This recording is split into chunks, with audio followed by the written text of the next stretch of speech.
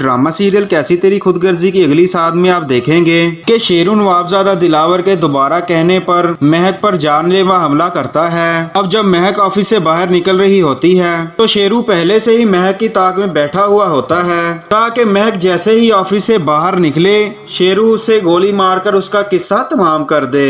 दूसरी तरफ शमशेर भी महक को पिक करने के लिए आ रहा होता है और वो शेरू को देख लेता है। इस तरह शेरू जैसे ही महक पर गोली चलाता है तो अचानक से शमशेर महक के आगे आ जाता है और गोली महक के बजाय शमशेर को लग जाती है। अब लोग वहां पर जमा हो जाते हैं तो शेरू वहां से भाग जाता है। अब शेरू जाकर ये बात नवाब दिलावर को बताता है तो वो ये सुनकर शेरू पर बहुत गुस्सा होता है और शेरू से कहता है कि तुम दूसरी बार भी मेरा ये काम नहीं कर पाए, लिहाजा तुम अब किसी काम के नहीं रहे, इसलिए अब तुम्हें जीने का भी कोई हक नहीं रहा। इस तरह नवाब दिलावर शेरू को मरवा देता है और शमशेर का पता करने अस्पताल जाता है। अब महक भी पहले से ही वहां पर मौजूद होती है और वो नवाबजादा दिलावर को देखकर बहुत गुस्सा होती है। उससे कहती है कि अब आप किस मुंह से यहाँ आए हैं, क्या लगता है आपको आज शमशेर की इस हालत का सिर्फ और सिर्फ आप ही जिम्मेदार हैं? आपकी वजह से ही वो इस हालत में पहुंचा।